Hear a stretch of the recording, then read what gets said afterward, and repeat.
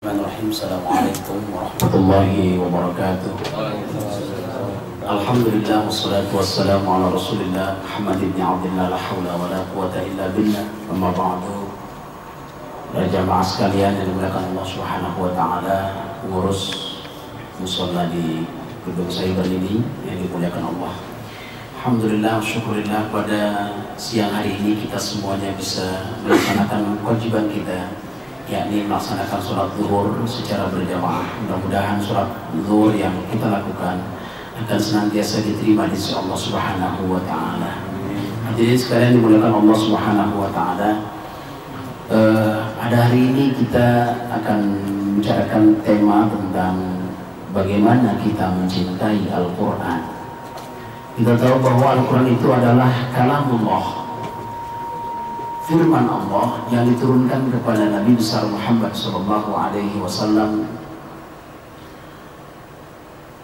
melalui perantaraan malaikat Jibril, dimulai dari surat Al-Fatihah, diakhiri dengan surat An-Nas, dan membacanya merupakan ibadah. Ini beda dengan kitab-kitab yang lainnya. Al-Quran itu dalam beberapa pengertian, secara istilah, di situ terangkai kalimat al-muta'abbadu bitilawati, yaitu membacanya saja merupakan ibadah. Beda kalau kita baca artikel, kalau kita baca koran, kalau kita baca majalah, atau kalau kita baca tentang koran-koran yang lainnya, kita hanya mendapatkan wawasan, tidak mendapatkan pahala. Tapi Al-Quran itu al-muta'abbadu bitilawati, membacanya saja merupakan ibadah di sisi Allah Subhanahu wa taala. Pokoknya orang itu ketika dia membaca Al-Quran, baik dia memahami Al-Quran, maknanya, terjemahnya, tafsirnya, ataupun dia orang awam tidak memahami artinya, maknanya, tafsirnya, dia baca, itu ulama tafsir sepakat al-muta'abbadu bitilawati, membacanya merupakan ibadah.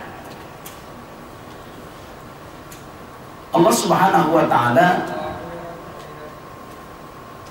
melalui sabda nabinya, kata Nabi, al-mahiru bil Quran ma'as safaratil kiramil barrah. Orang yang mahir membaca Al-Quran itu ma'as safaratil kiramil barrah, hidupnya bersama malaikat di surga. Kalau kita baca Quran mahir, malaikat mencintai kita, senang sama kita, dan hidup kita nanti di akhirat akan selalu berdampingan bersama para malaikat Allah.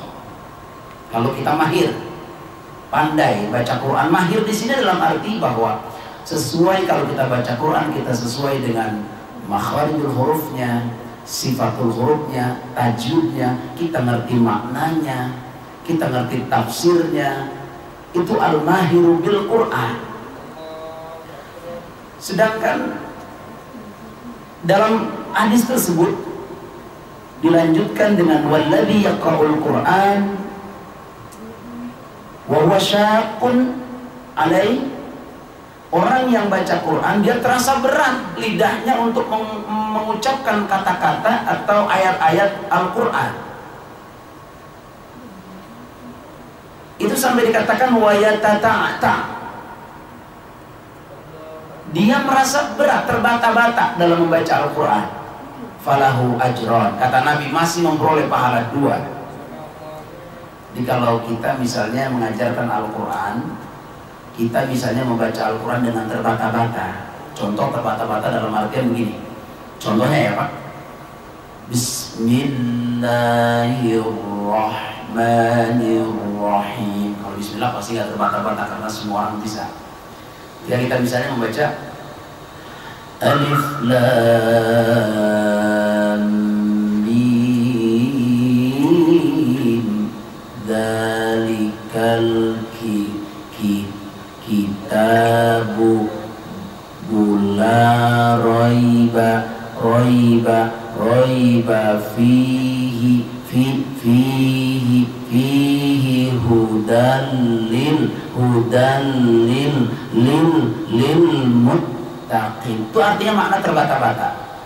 Kalau dia membaca itu, dia sudah belajar, tetapi dia juga masih terbata-bata dalam membacanya. Falahu ajran. Kata Nabi, dia memperoleh pahala 2. Berarti Allah begitu menghargai dan begitu memuliakan orang yang rajin baca Quran. Al-Quran merupakan pedoman hidup kita, kitab suci kita. Bagaimana mungkin kita punya kitab suci tapi kita tidak bisa membacanya? Amat ironis.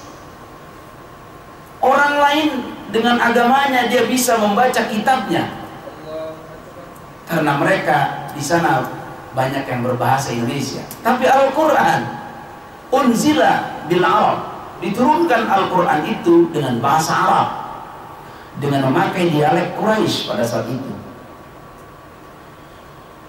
Saudara-saudaraku, sampai Nabi katakan dalam sebuah hadisnya riwayat Imam Bukhari dan Muslim, yang diriwayatkan bahwasanya katanya, khairukum, qala Nabi sallallahu alaihi wasallam, khairukum man ta'allama al-Qur'ana wa 'allama. Sebaik-baik kamu adalah orang yang belajar membaca Al-Qur'an dan mengajarkan Al-Qur'an. Jadi saudara-saudara, Nabi sudah mengatakan bahwa sebaik-baik kita di dunia ini adalah yang belajar Quran dan orang yang mengajarkan Al-Qur'an. Tentunya mengajarkan Al-Qur'an dengan fasih dan benar. Bukan malah kalau kita ngaji sama dia, bacaan kita makin rusak bacaannya, bukan begitu. Tapi makin baik, makin terus kualitas bacaannya dijaga. Ketika dia sudah mahir dalam membaca Al-Quran, sebatas membaca sesuai dengan tajwidnya, makharijul hurufnya, sifatul hurufnya, dia meningkat lagi dengan mempelajari terjemah. Kenapa kita mesti belajar tentang terjemah? Karena memang terjemah itu kita pelajari dalam rangka kita ingin memahami maknanya. Kalau maknanya itu sudah kita kuasai, terjemahnya juga kita sudah tahu, maka kita berpindah menjadi tafsirnya. Karena Al-Quran penuh dengan tafsir. Banyak tafsir-tafsir dalam bahasa Arab, seperti tafsir Az-Zamakhsyari karya Imam Zamakhsyari, tafsir Sofwatul Tafasir, tafsir apa lagi, tafsir Qurtubi, tafsir Manahilul Irfan, tafsir banyak sekali. Tafsir apa lagi, misalnya tafsir Jalalain, ya kan? Tafsir Al-Mikbas, dan tafsir Ibn Abbas. Banyak sekali tafsir-tafsir yang ada bahkan di Indonesia kita memiliki banyak mufassir yang terkenal, seperti Habib Yasin. Siapa lagi? Seperti misalnya Hasbi Asyiki. Siapa lagi? Kita tahu Quraisy Shihab, dalam tafsirnya yang terkenal adalah tafsir Al-Misbah. Dan tafsir ini sudah menjadi rujukan di beberapa mancanegara. Putra terbaik Indonesia bernama Profesor Dr. Quraisy Shihab. Ada lagi tafsir Al-Azhar karangan Buya Hamka. Al-Quran yang diturunkan di kota Mekah, kurang lebih 6 km dari kota Mekah, di sana terdapat sebuah gunung yang disebut dengan Jabal Rahmah, Jabal Nur. Jabal itu artinya gunung, Nur artinya bersinar. Jadi gunung yang bersinar. Di sekitar gunung Jabal Nur itu ada sebuah goa yang disebut dengan Goa Hira. Disitulah Rasulullah, menurut catatan sejarah, dia menerima wahyu yang pertama dengan disebut dengan Al-Quran yang berbunyi Iqra. 5 ayat. Iqra bismi rabbikal ladzi khalaqa, khalaqal insana min 'alaqa, Iqra wa rabbukal akram alladzi 'allama bil qalam, 'allamal insana ma lam ya'lam. 5 ayat. Ayat yang pertama turun. Jadi di sini dikatakan Iqra itu artinya membaca. Ternyata perintah pertama yang diterima Rasulullah bukan perintah sholat, juga bukan perintah zakat, bukan perintah puasa, bukan perintah haji yang pertama kali diterima oleh Nabi dari wahyu Allah. Tapi yang pertama kali diterima adalah Iqra, membaca jiwa kita, membaca diri kita. Apakah diri kita sudah dekat? Apakah diri kita sudah rajin baca Quran? Apakah diri kita ini sudah benar? Ditambah lagi kita membaca pengalaman yang telah terjadi pada diri kita, yang kita alami. Jangan sampai kita jatuh pada lubang yang sama. Jangan sampai kita jatuh pada 2 kali lubang yang sama. Ini namanya bunuh diri. Kita membaca, Iqra, membaca alam ini yang begitu kompleks, yang begitu luas. Allah ciptakan hamparan alamnya yang begitu indah.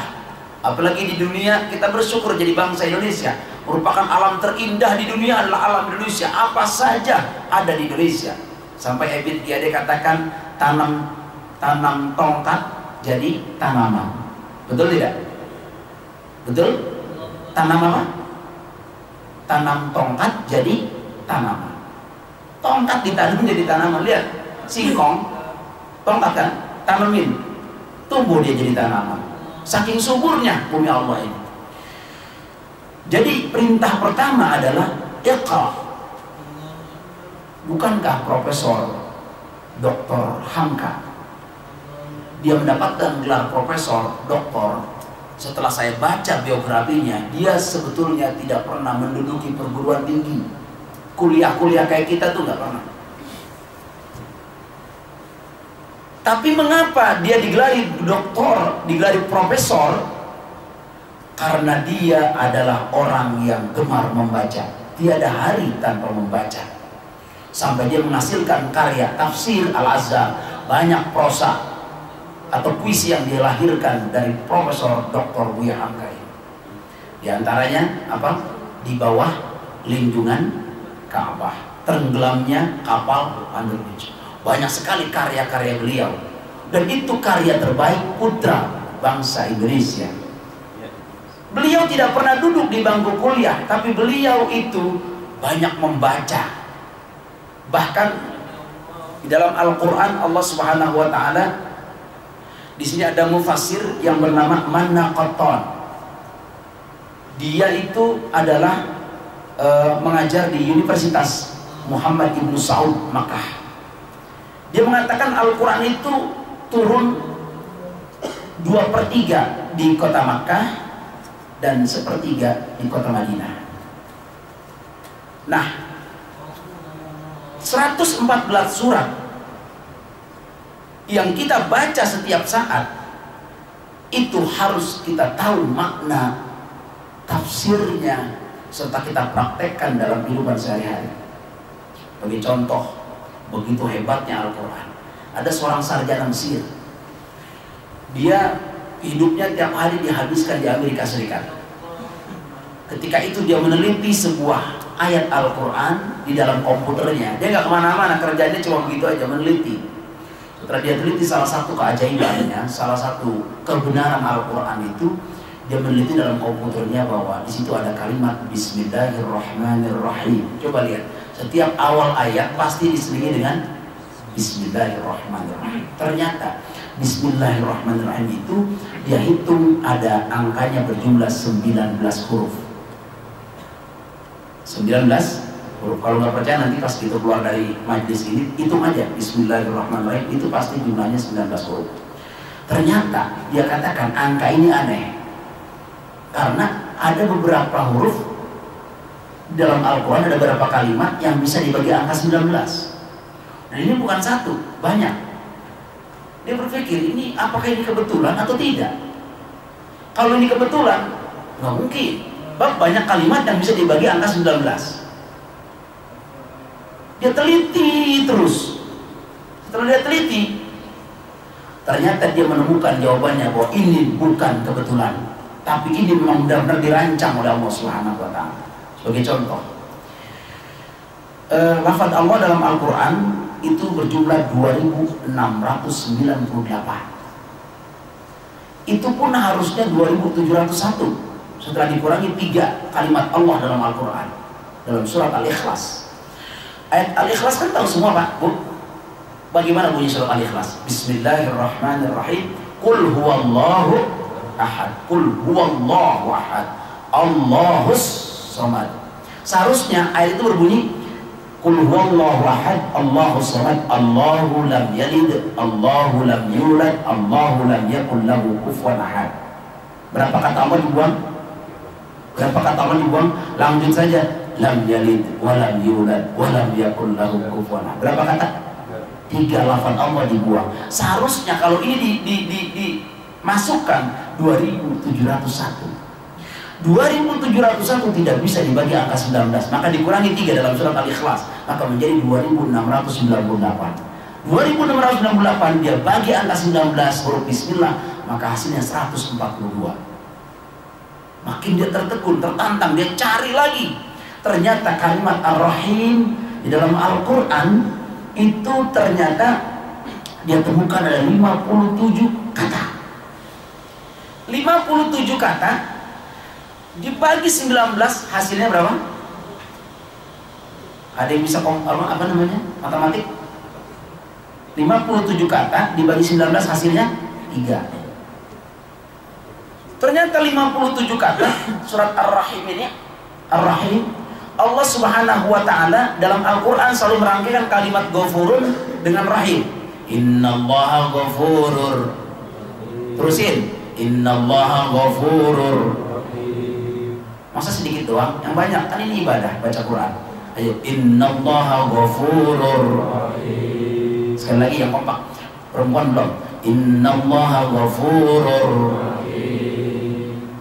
Selalu Allah sendiri ada kalimat ghafurun dirangkaikan dengan Rahim.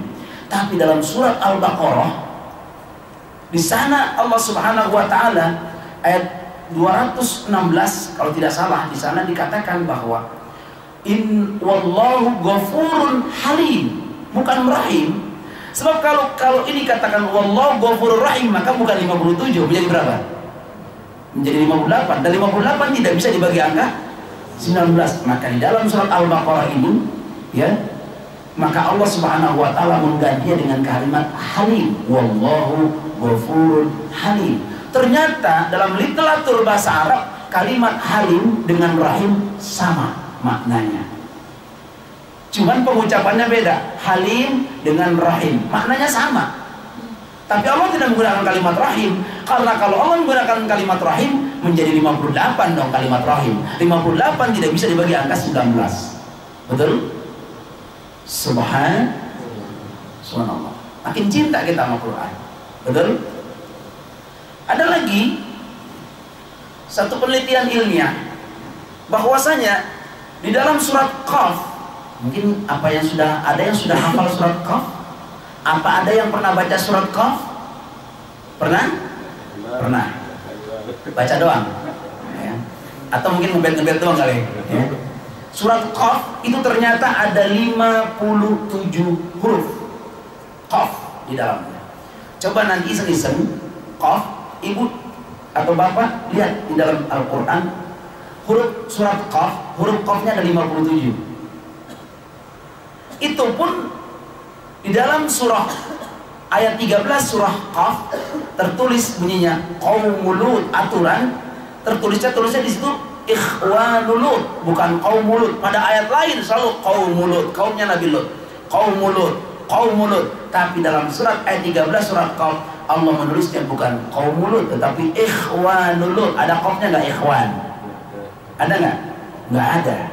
Tetapi di situ makna kaum dengan ikhwan sama maknanya.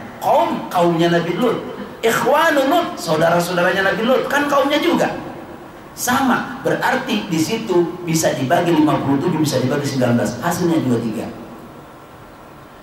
Subhanallah. Itu seorang sarjana yang berasal dari Mesir, dia hidupnya bertahun-tahun di Amerika. Dia meneliti dalam sebuah komputernya tentang makna arti bismillah yang jumlahnya ada 19 huruf, bisa dibagi kata-kata dalam Al-Quran dengan angka 19. Dan angka 19 ini adalah angka perpaduan angka terkecil dan terbesar. Angka terkecil adalah 1 dalam matematik, betul? Sedangkan angka terbesar adalah 9. Dipadukan menjadi 19.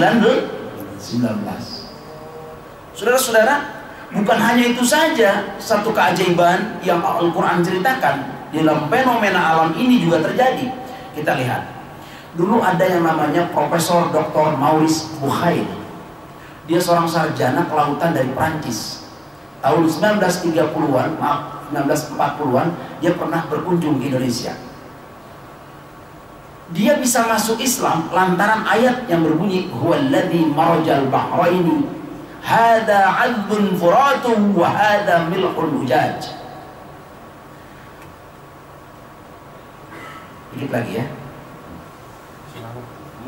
Hah? Masih lama? Katanya tadi itu berapa Pak Tio? 45. Ini saya udah 40 menit di sini. Cepetan. Jam saya kecepatan kali. Oke deh, saya nunggu bapaknya.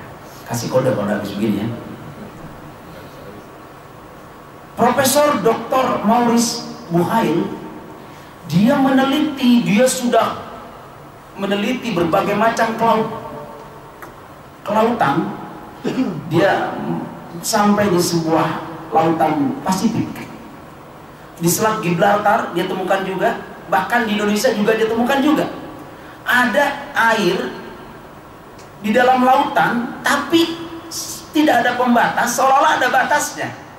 Tapi dilihat tidak ada batasnya. Tapi di situ ada airnya yang asin, airnya nyampur, tapi ada yang asin, seolah ada garis begitu. Yang satu asin, yang satu tawar. Dia teliti bertahun-tahun, dia tanya dengan orang-orang sarjana ilmuwan Prancis. Dia temui guru-gurunya yang pada saat dia kuliah tentang kelautan. Dia bertanya, kenapa ini bisa asin? Kenapa ini bisa tawar? Dia teliti. Ternyata satu pun bungkam, tidak ada yang bisa menjawab. Dia berangkat lagi kemana? Ke Inggris, menemui gurunya. Dia tanya, gurunya pun tidak bisa menjawab. Pada satu ketika dia balik lagi ke Perancis, dia bertemu dengan gurunya. Ya, pada saat itu gurunya yang sudah masuk Islam. Ketika dia bertemu dengan gurunya, maka oleh gurunya dikasih Al-Quran. Ini baca. Dia baca dalam surat Al-Furqan di sana. Berbunyi ayat, "Huwallazi marajal bahraini hadza 'adbun furatu wa hadza milhun ujaj." Di situ dia yang menciptakan dua buah lautan itu seolah-olah seperti ada pemisah. Marajal bahrain, ada pemisah. Yang satu asin, yang satu tawar. Ternyata setelah dia baca surat Al-Furqan ini, ayatnya itu, dia makin tertegun, dia makin meneliti. Ternyata ini jawabannya dalam Al-Quran yang saya tidak tidak temukan jawabannya di tempat-tempat yang lain. Sampai dia berkesimpulan bahwa semua permasalahan kelautan sebetulnya ilmu kita hanya sebatas ada semua dalam Al-Quran. Masuk Islam dia Pak. Subhanallah. Ada lagi. Sidik jari kan ditemukan dalam beberapa tahun kemarin. Dulu belum ada sidik jari. Polisi begitu hebat mengungkap kasus seseorang dengan sidik jari. Coba lihat, sidik jari manusia satu sama lain tidak pernah ada yang sama. Apa ada yang sama sidik jari kita Pak? Ada nggak yang sama? Tidak ada Pak. Dalam Al-Quran surat Yasin sering baca malam Jumat, kita sering baca begini, "Al-yawma nakhtimu ala afwahihim wa tukallimuna aydihim wa tashhadu arjuluhum bima kanu yaksibun." Pada hari itu nakhtimu ala afwahihim. Pada hari kiamat itu kami kunci, kami tutup mulut-mulut mereka. Jadi kayak diperban gitu Bu, gak bisa ngomong kita. Nakhtimu ala afwahim wa tukallimuna aydihim, dan berbicara kepada kami tangan-tangan mereka. Tangan pada ngomong nanti di akhirat. Wa tashhadu arjuluhum, kaki-kaki mereka menjadi saksi. Dia bilang, saya yang jalan, saya, kata tangan saya yang melakukan, saya yang ngambil. Mulut ingin membantah tapi terkunci Pak. Oleh orang-orang non-muslim, ayat ini diragukan. Tapi setelah mereka temukan, ternyata konsep sidik jari sudah dilakukan, sudah dibicarakan, sudah dikatakan dalam firman Allah oleh Rasulullah 14 abad yang silam. Konsep sidik jari, ternyata ini ayat tentang sidik jari. Bahwa sidik jari kita satu sama lain tidak ada yang sama, dan ini menjadi saksi. Ketika kita bicara, maaf, kita megang pisau nih, orang terbunuh. Setelah terbunuh, pisaunya jatuh. Kita yang narik Pak, kita ambil gini, tek.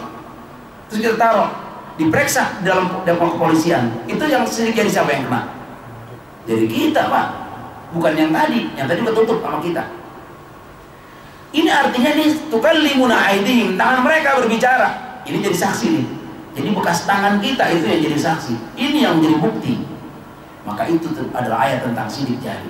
Dan berbagai macam ayat Al-Quran dalam Al-Quran itu banyak sekali tentang terjadinya keagungan-keagungan Al-Quran yang itu sudah dibicarakan oleh baginda Rasulullah SAW. Pertanyaannya bagi kita, apakah dengan fenomena yang tadi saya sebutkan tadi akan menambah kecintaan kita kepada Al-Quran? Jawabannya pasti ya. Akan cinta kepada Al-Quran. Bagaimana cara mencintai Al-Quran? Maka didik diri kita, keluarga kita, anak kita dengan banyak membaca Al-Quran. Sebelum saya mengakhiri, nanti ada tanya jawab, silakan. Ada sebuah hadis Rasulullah SAW yang menyatakan, man qara'a harfan min kitabillahi falahu hasanatun. Siapa orang yang membaca satu huruf daripada Al-Quran, maka falahu hasanatun, baginya memperoleh kebajikan, satu kebajikan. Nabi katakan, kulla aqulu lakum, aku tidak berbicara kepada kamu alif lam mim harfun, aku tidak berbicara kepada kamu alif lam mim itu satu huruf, walakin alif harfun wa lamun harfun wa mimun harfun, akan tapi alif satu huruf, lam satu huruf, mim satu huruf. Berarti kalau kita baca alif lam mim, berapa huruf? 3 huruf, 3 huruf, satu huruf satu kebajikan. Wal hasanatu bi asyri amsalha, satu kebajikan dibalas 10. Berarti kalau satu kebajikan, satu huruf dibalas satu kebajikan dibalas 10, maka 3 huruf menjadi 30. Itu dalam hitungan Allah. Padahal Allah kalau mau kasih kita pahala lebih dari itu. Jangan kita berketut dengan angka. Itu hanya motivasi dari Allah. Tapi lebih daripada itu, kalau kita banyak membaca Al-Quran, insya Allah nanti di hari kiamat kita akan dipanggil oleh Al-Quran itu sendiri yang berbicara. Apa kata Al-Quran? Iqra'ul Qur'ana fa innahu ya'ti yaumal qiyamati syafi'an li ashabi.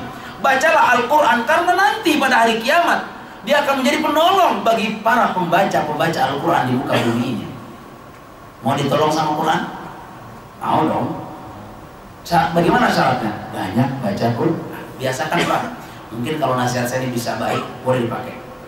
Bapak sebelum ke kantor, dari kantor jam berapa Pak? Daripada subuh? Ada yang pada subuh? Sebelum Bapak berangkat, jangan lupa Pak, Bapak baca Quran. 1 lembar aja Pak, minimal. Atau 2 lembar, bolak-balik. Setelah selesai, Shadaqallahul Azim, Bapak berangkat ke kantor. Ntar siang habis sholat duha Pak, Bapak ke kantor sebentar. Di kantor samping kantor Bapak ada sejarah, Bapak sholat duha 2 rakaat. Habis Bapak sholat 2 rakaat, Bapak baca lagi yuk 1 lembar atau 2 lembar. Dalam 1 juz itu Pak, dalam 1 juz kita hanya ada 10 lembar. Berarti kalau zuhur, habis zuhur 2 lembar, habis asar 2 lembar, habis maghrib 2 lembar, habis isya 2 lembar, habis subuh 2 lembar, maka Bapak dalam 1 hari itu 1 juz Al-Quran. 30 hari Bapak menjadi 30 juz baca Bapak khatam Quran. Mudah kan Pak? Mudah kan? Prakteknya? Ini dia. Itulah hadirin sekalian sebagai apa yang saya sampaikan, karena ini mungkin tidak tidak terlalu banyak yang saya sampaikan, tapi minimal Bapak paling tidak sudah bisa memberikan motivasi kepada kita bahwa membaca Al-Quran itu ternyata Allah SWT lipat gandakan pahalanya. Cintailah Al-Quran karena dia bisa membawa kita penuh dengan keselamatan, memasuki surganya Allah SWT. Dan Allah SWT sangat cinta kepada orang yang suka baca Quran, karena kata Nabi, orang yang banyak baca Quran dia akan masuk keluarganya Allah, ahlullah, keluarganya Allah. Siapa yang menghina pembaca Al-Quran, maka dia berarti menghina keluarganya Allah. Mudah-mudahan ceramah singkat ini bisa menjadi pelajaran bagi kita. Mungkin ada yang mau bertanya, dipersilakan. Pada ibu atau bapak-bapak yang ingin bertanya berkenaan dengan yang disampaikan tadi tentang mencintai Al-Quran, bagaimana caranya kita dipersilakan. Ustaz, bagaimana hukumnya kalau surat undangan pernikahan itu ada bismillah? Ya. Terkadang kita terima terhampar di sembarang tempat. Baik. Ada lagi? Satu aja dulu ya. Ya. Tentang masalah surat Bismillah atau ayat Quran yang terdapat dalam sebuah koran atau dalam sebuah kertas undangan pernikahan. Memang sering sekali ayat itu, makanya saya persarankan kepada bapak-bapak yang nanti akan mengawinkan putrinya atau mungkin belum nikah, mau nikah, tolong terjemahnya saja, tidak usah ditulis ayat Qurannya. Mengapa? Dan itu berakibat sangat miris hati kita ketika kita melihat Quran undangan itu dibuang, kemudian diinjak-injak ada ayat Al-Qurannya. Dan tidak manusiawi bagi kita sebagai orang Islam kalau kita membiarkan itu. Maka caranya bagaimana? Caranya kalau kita menerima undangan itu segera Pak disimpan. Kalau sudah tidak, daripada nanti dibuang di sampah, Bapak bakar aja Pak. Bakar bukan bakar ayat Al-Quran, bakar supaya dia jadi debu, tidak lagi diinjak orang. Kalau Bapak nggak mau bakar, Bapak pendam aja supaya lebih selamat. Dia terhindar dari injakan-injakan manusia. Pertama, yang kedua saya menyarankan setiap undangan itu jangan pernah menyelipkan ayat Quran secara utuh, walaupun secara sepotong. Kalau itu ayat Al-Quran jangan. Mendingan kita masukkan sudah di antara tanda-tanda kekuasaannya adalah dia menciptakan kamu berpasang-pasangan agar kamu saling kenal, mengenal atau saling tinggal bersamanya. Jadikan kamu mawaddah warahmah, dan itu semua nanti terjemahnya saja, tidak usah dengan ayat Qurannya. Terutama ini bagi para pencetak-pencetak undangan, tolong jangan membawa ayat Qurannya. Jadi cukup terjemahnya saja. Toh juga kalau orang nggak bisa baca Qurannya kan dulu jangan dibaca tuh Arabnya. Ada yang dibaca apanya? Cari apa? Terjemahnya saja. Begitu Pak ya? Baik, yang lain silakan. Ya.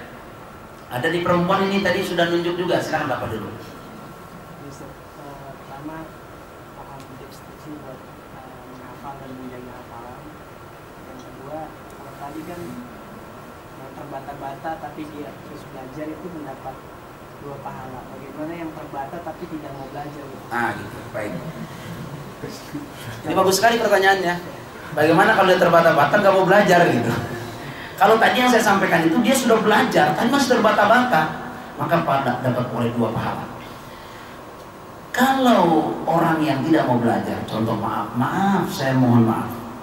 Ada orang baca misalnya Alhamdulillahirobbilalamin, ngalamin dia baca. Padahal ayatnya alamin, cuma dia karena logat, karena memang mungkin lidahnya nggak bisa ngomong alamin, dia bilang alamin, ngadimin, padahal adimin, tapi ngadimin.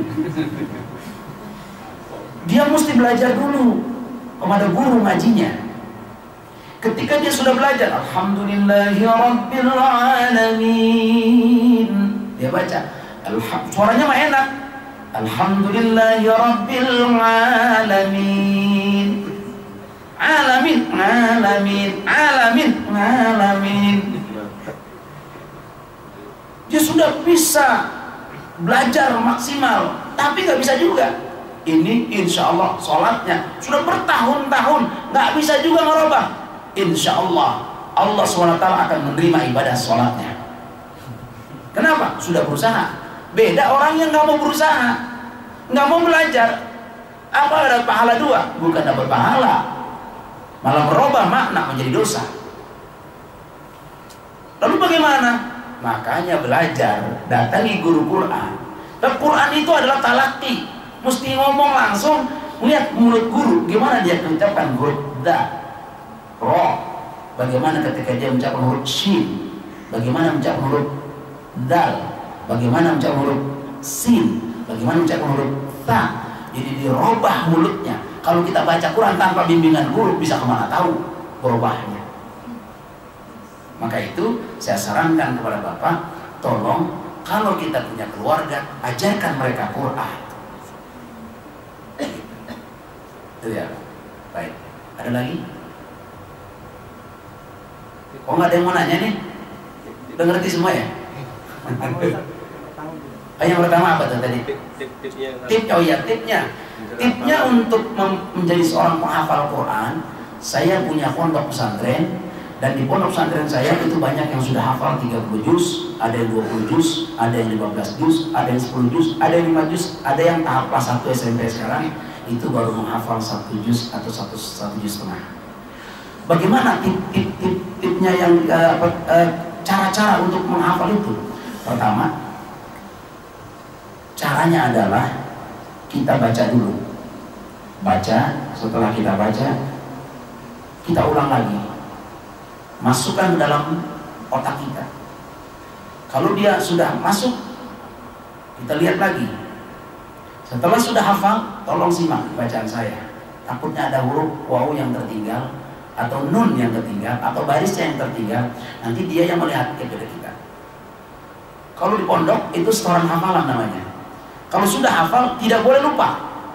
Itulah bagaimana cara menjaganya. Dia tiap hari mesti nakrir. Nakrir itu apa? Mengulang-ulang hafalannya sudah hafal. Contoh, dia punya waktu subuh, itu waktunya nakrir, mengulang-ulang hafalan sudah dihafal. Sedangkan habis asar dia waktunya nambah hafalan. Kalau dalam konsep Yusuf Mansur tuh, Pondok Pesantren Darul Quran, itu one day one ayat. Satu hari satu ayat Quran dihafalin. Kalau ayatnya panjang, ya satu hari itu panjang. Kalau ayatnya cuma selesai gitu, ya udah segitu aja dihafalin. Satu hari satu ayat. Berarti kalau kita 1 tahun 365 hari, maka kita mempunyai ayat 365 ayat kita hafal Quran. Itu kiat-kiatnya. Kemudian ketika dia sudah hafal, pelihara hafalan itu, jangan sampai hilang. Dengan cara apa? Bisa dibaca setiap saat, dalam sholat sunnah, dalam sholat wajib, baca. Insya Allah itu akan mengingatkan memori-memori yang hampir lupa. Quran itu gampang Pak. Ketika sudah hafal, pengen kamu lupa nih, ingat lagi, tinggal baca Quran lagi, baru sekali baca, itu sudah ingat. Itu hebatnya Quran. Paling gampang dihafal, cuman cepat lupanya. Kenapa cepat lupanya? Kalau kita sering maksiat. Kalau sudah mempunyai hafalan Quran, melihat cewek cakep, dia hey, gitu misalnya, misalnya begitu, itu udah hafalan 5 juz hilang.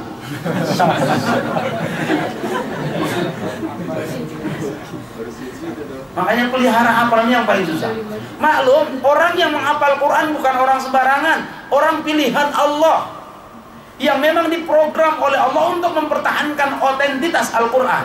Allah berfirman, Inna nahnu nazzalna dzikra wa inna lahu lahafidun. Kami, pakai menggunakan domir nahnu, kami. Artinya dikatakan, Allah mengatakan kami yang telah menurunkan Al-Quran dan kami pula yang memeliharanya. Itu kalau Allah berfirman dengan kalimat kami, nahnu, itu berarti ada yang ikut andil di dalamnya, bukan hanya Allah. Siapa dia? Orang-orang penghafal Al-Quran. Melalui penghafal Al-Quran itu berarti Al-Quran makin dihafal oleh seluruh umat di dunia. Bapak, ibu menghafal Al-Quran bisa dibuka menjadi mushaf.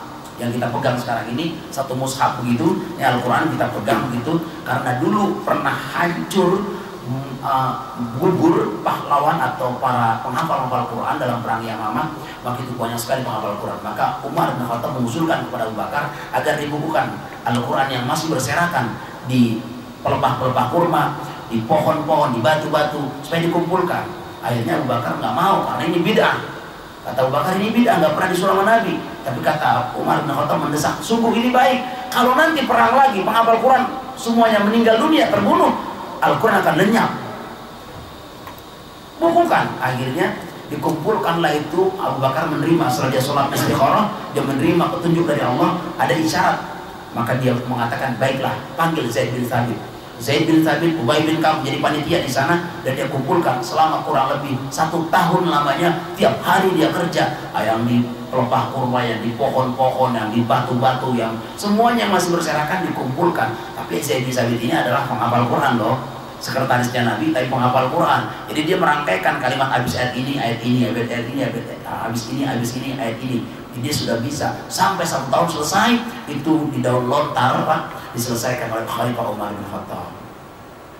Pada zaman pemerintahan Utsman bin Affan, akhirnya itu disalin kembali, dicetak di Jerman menjadi 5. 1 di kota Madinah sebagai pusat pemerintahan, 1 lagi dikirim ke Mekah, ke Basrah, ke Kufah, dan semuanya dikirim. Sampai sekarang Al-Quran itu dipegang oleh seluruh umat di dunia. yang bahasanya sama, semuanya sama, tidak ada yang berbeda, kalimatnya sama, tidak ada yang berbeda. Injil saja Pak, itu ada 73 apa namanya? 73 dialek, 73 Injil kitabnya itu pecah jadi 73. Al-Quran dari dulu sampai sekarang satu-satu juga Pak. Itulah otentik Pak Al-Quran itu. Tidak ada rekayasa. Bahkan orang yang dari sudut susunan bahasa orang makin banyak masuk Islam. Irene Pak itu masuk Islam gara-gara ditugaskan oleh Dewan Gereja Indonesia. Ketika dia memahami Al-Quran, dia belajar Quran katanya untuk mencari titik kelemahan Al-Quran di mana. Ini kita bisa hantam orang Islam. Tapi ternyata ketika dia mencapai pada titik ayat surat Al-Ikhlas, Qul huwallahu ahad, di situ Pak dia tubuhnya bergetar, di situ dia tersungkur dan dia sujud, dia mengatakan asyhadu an la ilaha illallah wa asyhadu anna muhammadar rasulullah. Sampai sekarang Allah kasih hidayah, dia menjadi pendakwah kemana-mana, keluar negeri Pak, diundang semuanya. Itulah Al-Quran. Coba lihat Umar Ibn Khattab, dia adalah singanya padang pasir, orang hebat Pak. Siapa yang mau dengar Umar Ibn Khattab? Semua pembesar-pembesar Quraisy takut. Tapi kenapa dia bisa masuk Islam? Gara-gara dia membunuh Nabi Muhammad, dibunuh karena dia telah merusak agama nenek moyangnya. Orang-orang Arab akhirnya jadi terpecah-pecah, terkotak-kotak. Ada yang masuk Islam, ada yang masih mempertahankan agamanya. Umar bin Khattab mau bunuh Nabi, tapi nyampe di jalanan ketemu sama sahabat. Mau kemana kamu? Saya membunuh Rasulullah katanya, membunuh Muhammad. Tapi ternyata ngapain kamu bunuh Muhammad? Itu adik kamu aja sama adik ipar kamu itu udah masuk Islam. Mendengar begitu belok lagi, dia datang ke rumah Fatimah dan Alwi itu istri suaminya. Ternyata nyampe di situ di rumah dia sedang membaca surat Thaha. Bismillahirrahmanirrahim. Thaha ma anzalna 'alaikal qur'ana litashqa, dan seterusnya. Mendengar begitu Abu Bakar langsung menyeret adiknya Fatimah, kemudian didorong, terjatuh, berdarah bibirnya Fatimah. Apa kata Fatimah? Bunuhlah aku. Kemudian pada saat dia mau ingin lagi memegang, ternyata di situ dia tersungkur, dia gemetar karena dia mendengar surat Thaha dibacakan pada saat dia mau masuk ke rumah Fatimah, adiknya. Seluruh tubuhnya seolah-olah tidak bisa lagi dia seimbangkan. Hampir dia mau terjatuh karena mendengar begitu indah susunan bahasa Al-Quran. Sampai akhirnya dia masuk dalam agama Islam. Mana tadi ayat yang kamu baca? Dari mana itu ayat? Inilah Al-Quran. Setelah dia baca sendiri. Setelah dia baca, antarkan aku ke rumah Muhammad. Di saat itu dia masuk Islam. Semua gegap gempita menyambutnya. Itu doa Rasulullah. Kata Rasulullah, ya Allah, untuk memperkuat Islam ini, semoga ada orang yang paling kuat di Jazirah Arab ini masuk Islam. Ternyata masuk Islam Hamzah, pamannya Rasulullah, Hamzah bin Abdul Muthalib masuk Islam. Cuma dia terbunuh pada perang Uhud. Satu lagi Umar bin Khattab. Dengan dua orang ini, maka Islam sudah ditakuti pada saat itu. Subhanallah. Itu Pak, cara kiat-kiat kita ingin mempertahankan hafalan kita. Ya, jadilah penghafal Quran. Dan satu yang perlu saya sampaikan, orang hafal Quran, insya Allah jasadnya di kuburan nggak bisa dimakan sama rayap. Boleh tahu? Boleh bukti? Bapak silakan. Penghafal Quran, rayap nggak mau nyentuh Pak. Orang yang hafal Quran itu adalah Al-Quran yang lagi jalan. Kenapa? Dia memelihara firman-firman Allah. Cuman bisa nggak Bapak kalau pengen jasadnya nggak dimakan sama rakyat jadi penghafal Quran, bisa nggak? Udah setua ini kita menghafal Quran susah Pak. Udah hafal satu ayat besok lupa lagi. Kenapa? Pas begitu baru naik motor ada paha segini di Jakarta. Banyak banget paha di Jakarta Pak. Kita nggak lihat. Kita lihat dosa, kita nggak lihat sayang. Aduh, susah kita. Makanya cepat-cepat wudhu kalau begitu. Wudhu insya Allah dosa-dosa kecil kita berguguran. Amin. Ya Rabbal. Demikian Pak. Ada lagi yang lain? Sudah waktunya sudah selesai. Masih ada Ustaz. Silakan. Ibu barangkali kalau ada yang tanya ibu ya, silakan Ibu. Silakan Bu.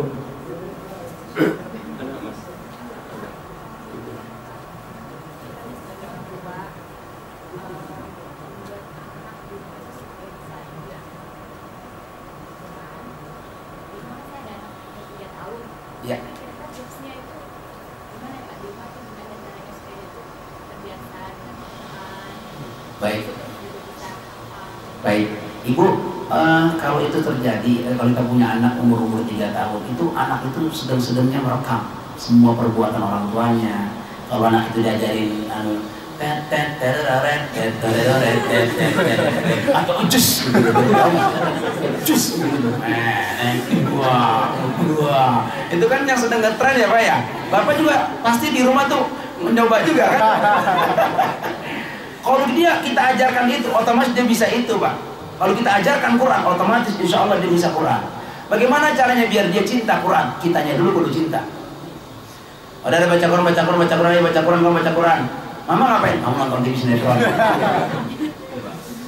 Nah, bakalan bisa Pak. Dimulai dari diri kita, suami kita, anak kita pasti. Bagaimana juga cara dia cinta Quran? Ajarin dia apa membaca Quran. Minimal surah-surah pendek dulu. Karena apa tuh umur 3 tahun.